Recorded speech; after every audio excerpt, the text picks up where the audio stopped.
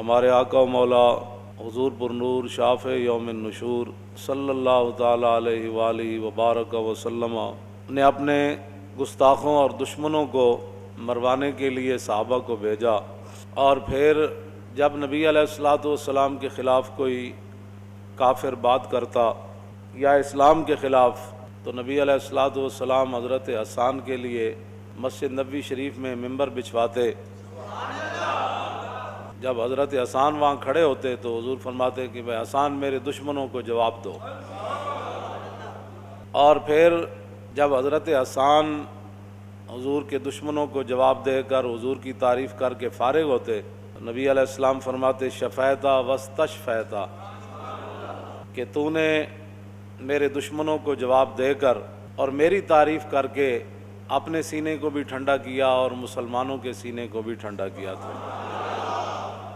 اور نبی علیہ الصلوۃ والسلام کو جب ایک موقع پر صحابہ نے عرض کی کہ حضور انہوں نے تو یہ بات کی ہے اسلام کے خلاف اور ہمارے خلاف، تو نبی علیہ السلام نے یہ نہیں فرمایا کہ آپ نے بڑے معتدل طریقے سے جواب دینا ہے اور بڑے تحمل سے جواب دینا ہے، فرمایا قولوا لهم کما قالوا، فرمایا جیسے انہوں نے بات کی ہے اسی انداز میں ان کو جواب دینا ہے۔ تو یہاں بڑا چرچا ہے کہ جی اقوام متحدہ کے پلیٹ فارم پر حضور کی عزت کی بات کی گئی ہے، اور چونکہ اقبال کہتا ہے کہ اس میں کیا شک ہے کہ محکم ہے یہ ابلیسی نظام، اور پختہ تر اس سے ہوئے خوئے غلامی میں عوام، آرزو اول تو پیدا ہو نہیں سکتی کہیں، ہو کہیں پیدا تو مر جاتی ہے یا رہتی ہے خام، تو پختہ افکار کہاں ڈھونڈنے جائے کوئی، اس زمانے کی ہوا رکھتی ہے ہر چیز کو خام۔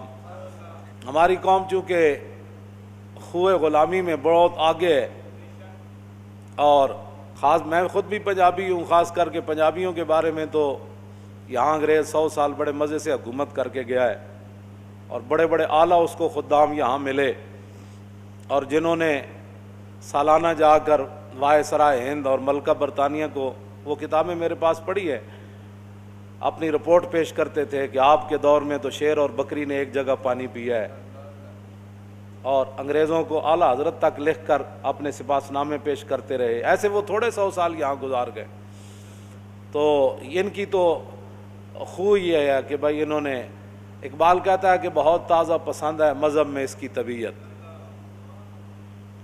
داتا صاحب کی خدمات آج تک کسی کو یاد نہیں آئی، بہت تازہ پسند ہے مذہب میں اس کی طبیعت، بھائی نیا کوئی جال لاوے صحیح، کوئی نئی گل کرے صحیح، وہ دیکھا جی کمال بات ہوگی، وہ دیکھا جی وہ کمال بات ہو گئی، وہ جی اقوام متحدہ کے پلیٹ فارم پر حضور کی عزت کی بات ہو گئی، ممتاز قادری کا تختہ دار کسی کو نظر نہ آیا، ممتاز قادری کی جیل کسی کو نظر نہ آئی، اور دودھ پیتا بچہ چھوڑ کر جیل میں جا بیٹھا، اور اتنا سارا بچہ چھوڑ کے تختہ دار پر جھول گیا، اس پر کسی کو ناموس رسالت کا پتہ ہی نہیں، ممتاز قادری شاید شوقیہ وہاں جھولتا رہا ہے، ہاں جی، اس پر کسی کو کوئی پریشانی نہیں ہوئی، اور اس کو قاتل کہنے والا، اور وہ جا کر اقوام متحدہ میں حضور کی عزت کی بات کرتا ہے جو ممتاز کو قاتل کہہ رہا ہے، اور قوم کو کہا دیکھا جی وہ ناموس رسالت کی کیسی بات اس نے کی ہے جناب۔ پھر آسیہ ملونہ کو رہا کرنے والا، اور اس کے بدلے میں طریق لبیک یا رسول اللہ کے ہزاروں کارکنوں کو اندر کرنے والا، اور حافظ اور قاریوں کو سید زادوں کے گھروں میں بھی ان کی دیواریں پھلانگ کر سید زادیوں کی تقدس کو بھی پامال کرنے والا، اور مساجد میں 10-10 15 نماز نہ ہوئی، جوتوں سمیت فورسز بیٹھی رہی، مساجد کی عزت اور حرمت پامال ہوئی، اور 2 عالم شہید ہوئے اس دوران، مولانا یوسف سلطانی جیل میں شہید ہو گئے، علامہ منیر احمد نعمانی باہر آ کر شہید ہو گئے، ہزاروں دہشت گردی کے پرچے کٹے، حضور کی عزت کی خاطر جو لوگ باہر نکلے ان کے خلاف پرچے کٹے، قوم کو وہ ناموس رسالت کی بات یاد نہ رہی، اور 2 جملے کہنے پر کہا جی دیکھا ہے اس نے وہ کیسی بات کی، تو میں نے کہا وہ بات وہاں کرتا نا، اگر وہ سٹیج پر بات کر رہا تھا تو جو آیت میں نے آج پڑھی ہے یہ آیت پڑھتا نا، کہ بھائی آپ کو کیا تکلیف ہے 295 پر؟ اللہ نے فرمایا قرآن میں کہ جو اللہ اور اس کے رسول کو ایذا دیتے ہیں ان پر لعنت ہے دنیا آخرت میں. کہ تاریخ لبیک یا رسول اللہ نے تو پوری دنیا میں مسئلہ ناموس رسالت اجاگر کر دیا ہے، پوری امت کی توجہ ان کی طرف جا رہی ہے. ہاں جی، یہ ساحری جو تم نے وہاں کیا ہے اس پر یہ آیت پڑھتا نا کہ بھائی 295 کے خلاف آپ بھی روزانہ بک بک کرتے ہیں. ہمارے ملک میں بھی لوگ حضور کی عزت کے قانون کے خلاف باتیں کرتے ہیں. یہ تو قرآن کہتا ہے کہ جو اللہ رسول کو ایذا دیتے ہیں ان پر دنیا میں بھی اللہ کی لعنت ہے اور آخرت میں بھی اللہ کی. دنیا میں لعنت کیا ہے کہ دنیا میں گستاخ رسول قتل ہوگا، یہ لعنت ہے اس کے لیے، اور آخرت کی لعنت یہ ہے کہ اسے جہنم میں ڈال دیا جائے گا. تو یہ بات بیان کرتا نا وہاں کہ جناب یہ آپ کو پریشانی نہیں ہونی چاہیے، یہ رسول اللہ کا اپنا فرمان ہے، من سب نبیا فاقتلوہ. اس کے راوی سارے ائمہ اہل بیت ہیں، مولا علی اس کے راوی ہیں. فرمایا کہ جو نبی کے بارے میں بات کرے اس کی سزا صرف یہ ہے کہ اس کو قتل کر دیا جائے. اور اس کی 2 تقریریں کہتے دیکھے جی وہ کیسی تقریر کی. میں نے کہا وہاں کہتا نا، اس وہاں جا کہتا کہ جو بھی حضور کے خلاف آئندہ بات کرے گا ہم خود اس کو قتل کریں گے. وہاں معیار حضور کی عزت کا اور ہے اور یہاں حضور کی عزت کا معیار اور ہے. وہاں قانون ناموس رسالت کوئی اور ہے، یہاں قانون ناموس رسالت کچھ اور ہے. ہجرت سے پہلے بھی صدیق اکبر نے رسول اللہ کی خاطر منہ پر جوتے کھائے اور ہجرت کے دوران بھی سب اپنے جسم پر لڑوائے اور پھر حرکت بھی نہ کی. اور پھر جب میدان حدیبیہ آیا تو عروہ بن مسعود نے صرف اتنی بات کہی کہ یہ آپ کو چھوڑ جائیں گے. تو یہ نہیں کہ آج جنگ کا میدان ہے تو صدیق کا معیار بدل گیا. مکے میں معیار اور تھا، غار میں معیار اور تھا، مدینہ منورہ میں معیار اور تھا. نہیں، جب میدان حدیبیہ میں ممکن تھا صدیق اکبر کے اس جملے سے معاہدہ ٹوٹ جاتا اور جنگ چھڑ جاتی، لیکن صدیق اکبر نے فرمایا یہ جنگ چھڑے یا صدیق کی جان چلی جائے یا سارے صحابہ شہید ہو جائے، اس سے ہمیں کوئی غرض نہیں، ہمیں تو غرض حضور کی عزت اور ناموس کے ساتھ. وہاں بھی صدیق اکبر نے اتنا ہی عروہ بن مسعود نے کہا. اور جب معاہدہ لکھا جا رہا تھا اور حضور جلوہ گر تھے تو عروہ بن مسعود نے دیکھا کہ بلال ہے، صہیب ہے، سلمان ہے، ابو بکر ہے، عمر ہے، یہ سارے مختلف قبیلے، ابو عبیدہ ہے، سعد بن ابی وقاص ہیں. اس نے کہا کہ واللہ انی لا ارا، یہ میں مختلف قسم کے چہرے دیکھ رہا ہوں، مختلف قبیلوں اور نسلوں کے لوگ میں دیکھ رہا ہوں. یہ دیکھیں صہیب جو ہے وہ روم سے آیا اور سلمان فارس سے آیا، بلال حبشے سے آیا، صدیق کا اپنا قبیلہ ہے، ابو عبیدہ، یہ سارے مختلف قبیلوں نسلوں کے لوگ ہیں. آپ ان پر اعتماد کر کے ہم سے لڑنا چاہتے ہیں؟ ان یفروا ویدعوا، ان یفروا ویدعوا، یہ بھاگ جائیں گے اور عین موقع پر یہ آپ کو چھوڑ جائیں گے.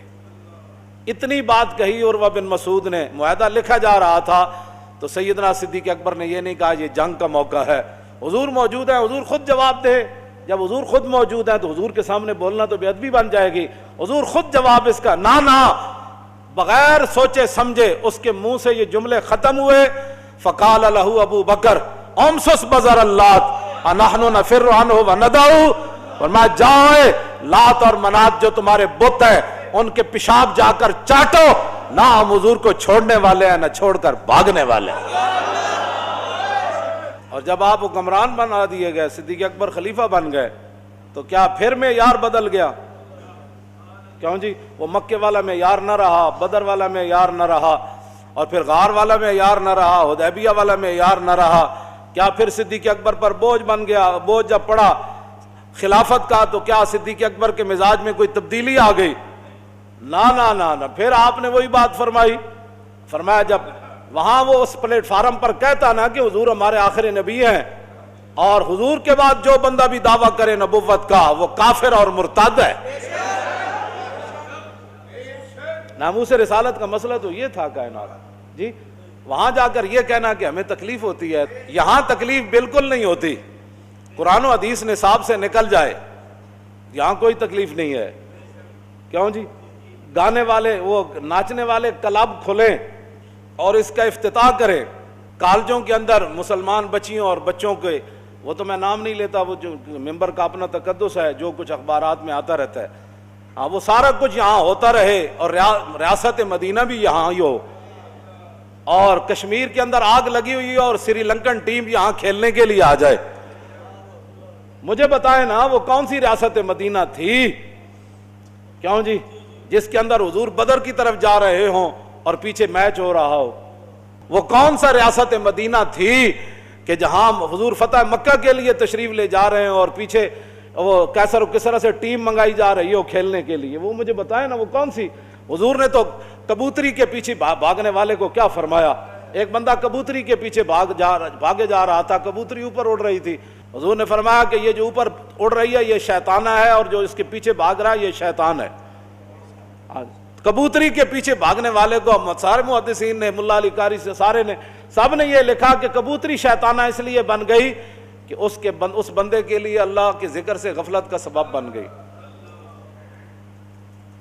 اور وہ شیطان اس لیے بن گیا کہ وہ کبوتری کے پیچھے پڑھ کر اللہ کے ذکر سے غافل ہو گیا.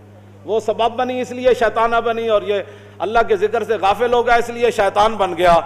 تو اب بتاؤ نا, جب کشمیر کے اندر آگ کی ہولی کھیلی جا رہی ہو اور یہاں ہزاروں پولیس والے جو ہے وہ صرف سری لنکن ٹیم کی حفاظت کے لیے ان کو وہ ہوٹل میں پہنچائیں, پھر ہوٹل سے لے کر پھر جناب وہ کرکٹ گراؤنڈ میں پہنچائیں, پھر وہاں مسلمان بچیاں 5-5 10 ہزار کے ٹکٹ خرید کر پھر وہ تاڑیاں بجائیں, اور دنیا کو تم کیا پیغام دے رہے ہو؟ تم تو وہاں کشمیر کا مقدمہ لڑ کے آئے ہو. کون سا مقدمہ لڑ کے آئے ہو وہ ہمیں بتاؤ نا, وہ کون سا مقدمہ آپ نے لڑا ہے؟ آتے ہوئے سری لنکن ٹیم آ گئی, دنیا کو تم یہ پیغام دینا چاہتے ہو کہ کشمیر ہولی کھیل جائے, کشمیر اجڑ جائے, ہم پھر بھی امن والے ہیں, آپ نے بالکل پریشان نہیں ہونا, ہم پھر بھی کرکٹ کھیلنے والے ہیں. یہ کشمیر کا وہاں مقدمہ لڑ گئے. ہماری قوم کہتی ہے وہ کشمیر کا بڑا مقدمہ وہاں کیا کشمیر کا مقدمہ لڑا, بلکہ اس کے وہاں مقدمہ لڑنے کے بعد تو کشمیر میں اور ظلم زیادہ شروع ہو گیا.